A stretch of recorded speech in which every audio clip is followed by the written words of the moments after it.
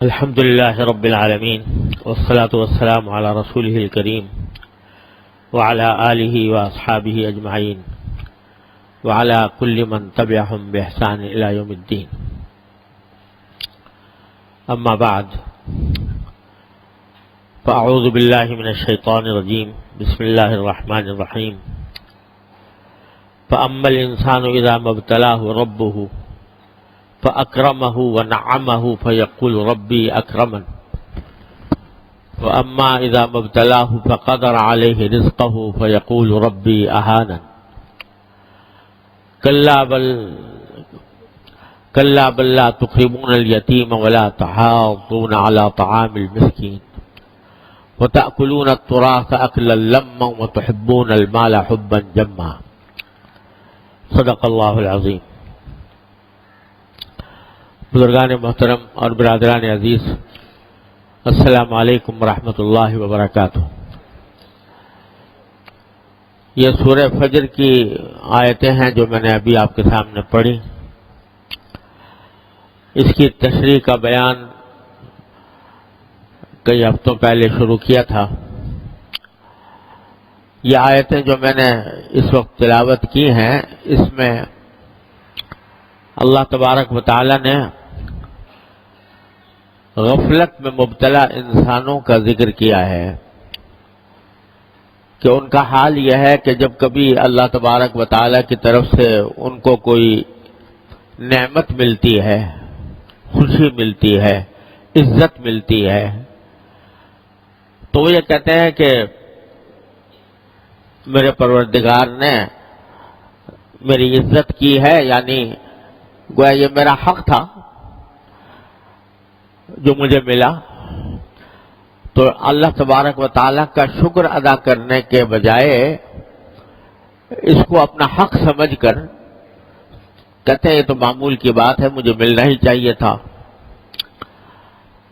اور پھر اس غفلت میں بھی مبتلا ہو جاتا ہے کہ شاید یہ نعمتیں ہمیشہ رہیں گی، کبھی زائل نہیں ہوں گی. اس کی وجہ سے غفلت کی زندگی گزارتا ہے. اور اگر اللہ تبارک و تعالیٰ کبھی آزمائش کے لیے اس کے رزق میں تنگی کرتا ہے تو وہ شکوہ کرتا ہے کہ میرے پروردگار نے میری اہانت کی، میری توہین کی، میری بے عزتی کی. یعنی چاہیے تو یہ تھا کہ مجھے بہت کچھ ملتا، لیکن معاذ اللہ اللہ تعالیٰ نے میری بے عزتی کر کے مجھے بہت کم دیا. شکوہ کرتا ہے. اللہ تبارک و تعالی آگے یہ فرماتے ہیں کہ اگر یہ رزق میں تنگی آتی ہے تمہارے، تو در حقیقت اس کی وجہ تمہارے خود اپنے تمہارے اعمال ہوتے ہیں. رزق میں تنگی کے دو مطلب ہیں. ایک مطلب تو یہ ہے کہ آمدنی کم ہو اور اتنی کم ہو کہ اس میں گزارا نہ ہو سکتا ہو، یا کم ہوتا، بہت ہی تنگی کے ساتھ گزارا ہوتا ہو. یہ بھی رزق کی تنگی کی ایک شکل ہے. اور دوسری رزق کی تنگی کی شکل یہ ہے کہ آمدنی دیکھنے میں تو بہت ہے لیکن برکت نہیں ہے، اور اس کا نتیجہ یہ ہے کہ ساری آمدنی ہونے کے باوجود آدمی ہر وقت کسی نہ کسی الجھن میں گرفتار ہے. اور آج کل یہ صورت بہت کثرت سے پیش آتی ہے. اچھے خاصے مالدار لوگوں کو جن کی آمدنیاں بہت زیادہ ہیں، ان کو بھی یہ شکوہ کرتے سنا کہ پتہ نہیں کہاں سے پیسہ آتا ہے، کہاں چلا جاتا ہے. اور نتیجہ یہ کہ پیسے کا اصل فائدہ تو یہ تھا کہ انسان کو راحت ملتی، انسان کو آرام ملتا، اطمینان سکون حاصل ہوتا، لیکن بجائے آرام اور اطمینان حاصل ہونے کے اس سے پریشانیوں میں اضافہ ہو رہا ہے.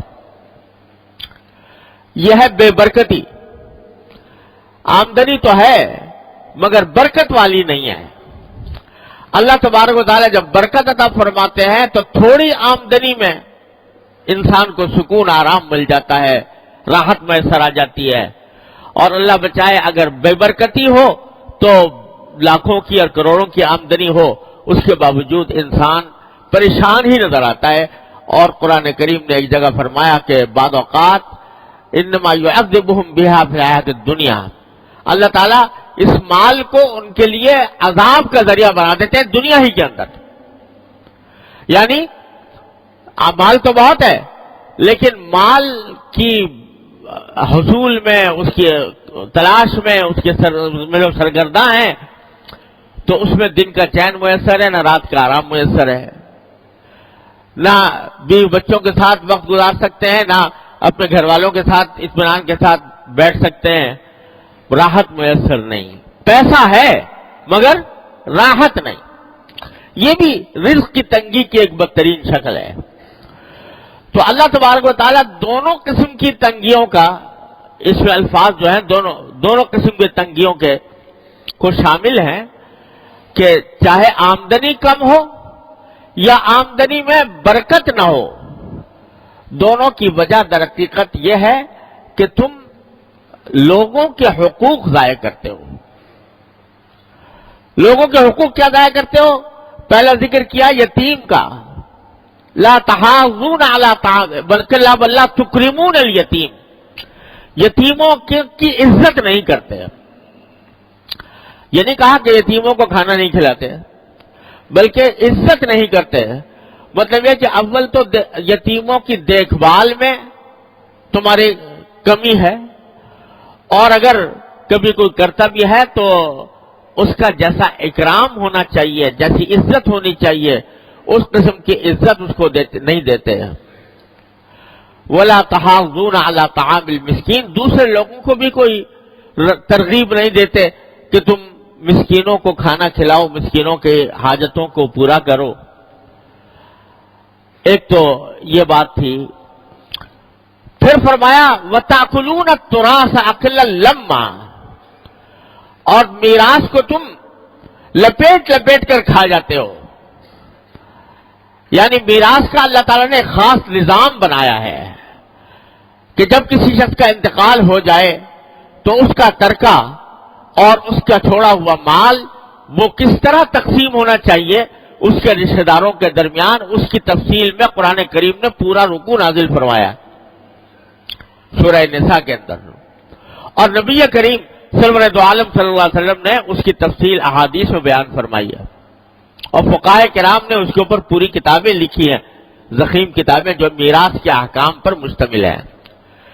فرمایا کہ تم لوگ اس میراث کے احکام پر عمل کرنے کے بجائے لپیٹ لپیٹ کر کھانے کی فکر میں رہتے ہو. حقدار کو اس کا حق نہیں پہنچاتے. جن کو میراث کا حق ملنا چاہیے تھا ان کو تم میراث کا حق نہیں دیتے، خود کھا جاتے ہو. یہ ایک بہت بڑی بیماری کی قرآن کریم نے نشاندہی فرمائی ہے، اور افسوس ہے کہ ہمارے معاشرے میں خاص طور پر اس شرعی حکم سے انتہا درجے کی غفلت اور بے پرواہی ہوتی ہے. اللہ تبارک و تعالی نے حکم یہ دیا ہے کہ جو ہی کسی شخص کا انتقال ہو تو اس کے انتقال ہوتے ہی اس کی ساری دولت یا سارا ترکہ جو کچھ بھی وہ چھوڑ کر گیا ہے، چاہے وہ روپیہ پیسہ ہو، چاہے جائیداد ہو، چاہے ساز و سامان ہو، یہاں تک کہ اگر سوئی بھی چھوڑ کر گیا ہے کوئی تو اس میں بھی سارے ورثاء کا حق ہوتا ہے، تمام ورثاء کا حق ہے. اگر بغیر ورثاء کی اجازت کے کوئی شخص اس کو استعمال کرے گا وہ حرام خوری کا مرتکب ہوگا. اس لیے شریعت کا حکم یہ ہے کہ انتقال کسی کا ہو جائے تو جلد از جلد اس کی میراث کو شرعی وارثوں کے درمیان تقسیم کرنے کا اہتمام کیا جائے. ہمارے معاشرے میں لوگ جو ہے بے پرواہی کے ساتھ انتقال ہوا کسی شخص کا اور اس کا ترکہ ہے، اس میں جس شخص کے ہاتھ پڑ گیا وہ لے بھاگا. اگر کوئی فرض کرو دکان چلا رہا تھا اور اس کا جو بڑی اولاد تھی اس نے وہ دکان چلانی شروع کر دی تو اس کی ساری آمدنی خود کھا رہا ہے، حساب کتاب کوئی نہیں ہے. اور بعض اوقات وارثوں میں نابالغ ہوتے ہیں. نابالغ کی وراثت کا حکم یہ ہے کہ اس کا حصہ نکال کر امانت کے ساتھ رکھا جائے جب تک کہ وہ بالغ ہو. ہاں بالغ ہونے تک اس کا خرچہ اس کے مناسب اس کے مال میں سے بے شک کیا جا سکتا ہے، لیکن اس کو محفوظ رکھنا ضروری ہے، الگ سے محفوظ رکھنا ضروری ہے. لیکن اتنی بلا کی بے پرواہی ہے ہمارے معاشرے میں اس میراث کے معاملے میں کہ جب کسی کا انتقال ہوتا ہے، اگر کوئی فرض کرو کہے بھی کہ بھئی شریعت کا حکم ہے میراث تقسیم کرنی چاہیے، تو کہتے ہیں بھئی ابھی تو مرنے والے کا کفن بھی میلا نہیں ہوا، ہم یہاں کیا حصہ بٹوارا کرنا چاہیں اور کیا بٹوارا کریں، یہ تو غیریت کی بات ہے اور اجنبیت کی بات ہے، ہم تو سب اسی طرح پہلے سے جس طرح چل رہے تھے اسی طرح چلتے رہیں گے. ماشاءاللہ اس وقت تو بہت بھائی چارے کا اور میل ملاپ کا مظاہرہ کیا جاتا ہے، لیکن جب ذرا وقت گزرتا ہے، وقت گزرنے کے بعد جھگڑے کھڑے ہوتے ہیں، تنازع ہوتے ہیں، مقدمہ بازی کی نوبت آتی ہے، ایک دوسرے کی شکل دیکھنا گوارا نہیں ہوتا، ایک ساتھ کے ساتھ بیٹھنے کو بھی پسند نہیں کرتے کہ یہ میرا حق کھا گیا، وہ میرا حق کھا گیا. اتنے لڑائی جھگڑے اعوذ باللہ. اس کے نتیجے میں دشمنیاں پیدا ہوتی ہیں، عداوتیں ہوتی ہیں، بغض ہوتا ہے، حسد ہوتا ہے، غیبتیں ہوتی ہیں، بہتان تراشی ہوتی ہے. کتنے گناہوں کا مجموعہ اس وجہ سے کہ میراث تقسیم نہیں کی گئی. جس وقت کسی کا انتقال ہو تو پہلا کام یعنی بہرحال تجہیز و تکفین کا فقہاء کرام نے اور قرآن کریم اور سنت کی روشنی میں فرمایا کہ جب انتقال ہو تو اس کے تجہیز و تکفین کے اخراجات بے شک ترکے میں سے لیے جا سکتے ہیں. وہ تجہیز و تکفین کے متوسط درجے کے اخراجات اس کے ترکے سے کیے جائیں وہ ٹھیک ہے. کسی کا قرضہ ہے، کسی کا قرضہ اس نے لیا ہوا ہے، کسی کی رقمیں آتی ہیں، اس کو جلد از جلد قرض خواہوں کو دینے کی فکر کی جائے.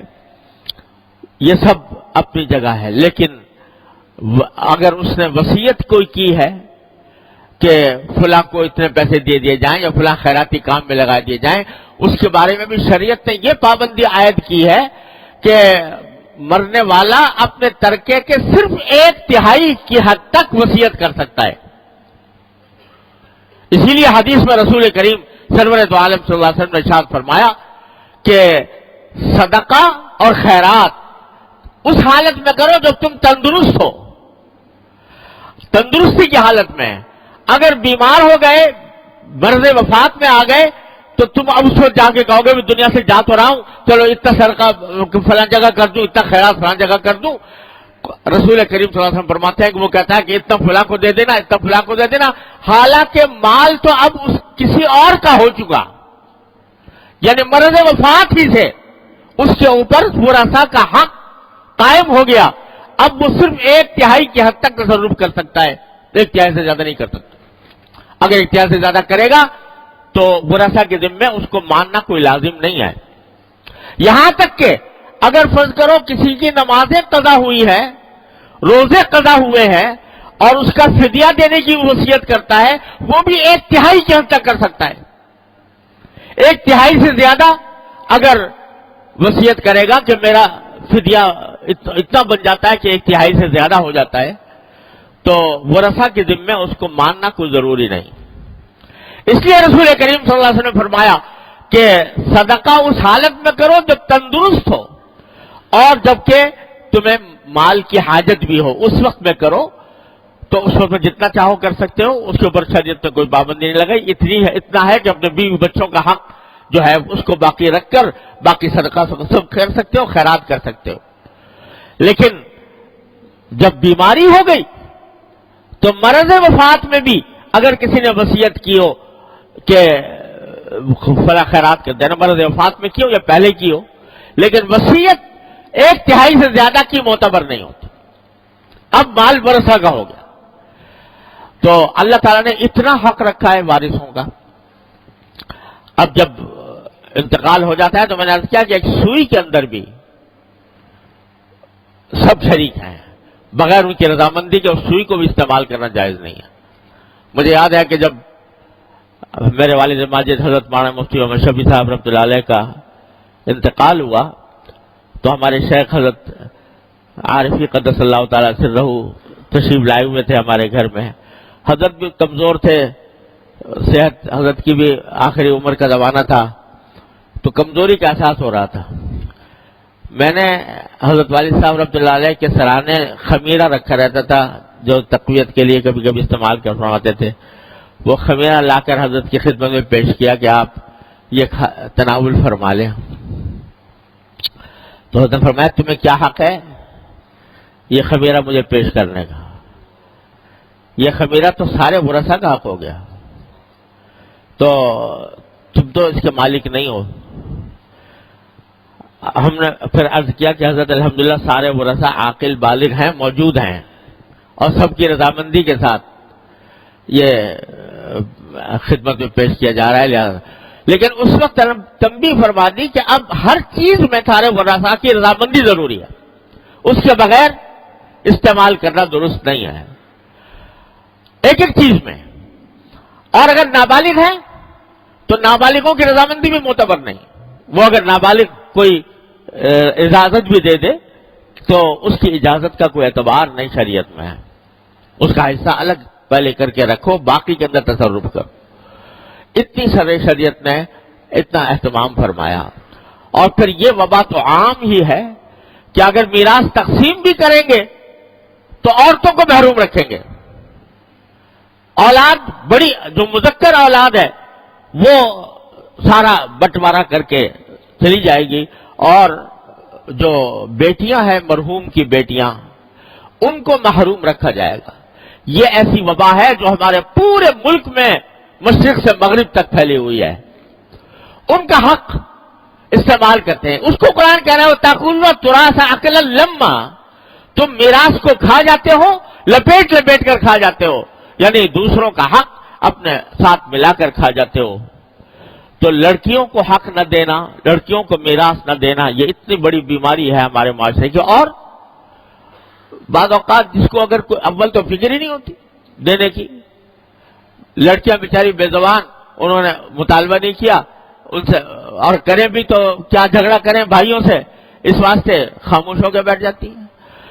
جو کہ اگر کسی نے فکر کی بھی تو بھائی ان سے معافی نامہ لے لیا کہ بھائی تم معاف کر دو ہمارا، وہ معافی جو زبردستی کرائی گئی ہے اس معافی کا کیا بھروسہ، کیا اعتبار؟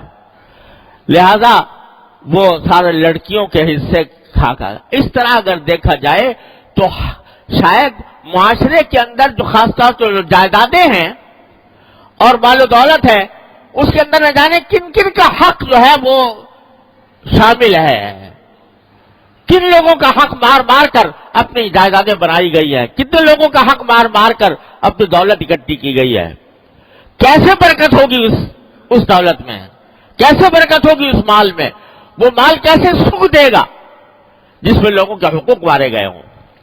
تو قرآن کریم فرماتا ہے کہ اگر تمہارے رزق میں تنگی ہوتی ہے تو رزق میں تنگی خود تمہارے اپنے اعمال کی وجہ سے ہے، تم نے حلال و حرام کی فکر چھوڑی ہوئی ہے، حلال و حرام کی فکر چھوڑ کر تم بس کھائے جاتے ہو اور اس فکر میں رہتے ہو کسی طرح میرے مال میں میری جائیدادوں میں اضافہ ہوتا چلا جائے، اس کی وجہ سے رزق میں یہ تنگی ہوتی ہے کہ کبھی تو آمدنی کم ہو گئی، آمدنی کے لالے پڑ گئے، اور کبھی اگر ہے بھی تو اس کی برکت نہیں، اس کا فائدہ نہیں، اس کی راحت حاصل نہیں ہوتی۔ تو میرے بھائیوں، در حقیقت جب ہم یہاں بیٹھتے ہیں تو قرآن کریم کے احکام سنتے ہیں تو دل میں یہ جذبہ پیدا ہونا چاہیے کہ معاشرے میں جو پھیلی ہوئی یہ ہماری بیماریاں ہیں ان کو ختم کرنے کی کوشش کریں گے، اس حکم کو پھیلانا چاہیے، لوگوں کو بتلانا ہے کہ تمہاری زندگی کی خرابیوں کا ایک بہت بڑا سبب یہ ہے کہ تم نے شریعت کے میراث کے احکام کو پس پش ڈالا ہوا ہے، فکر نہیں ہے، پرواہ نہیں ہے۔ اس وجہ سے اس حکم کو، قرآن کریم کے اس حکم کو پھیلانے کی ضرورت ہے۔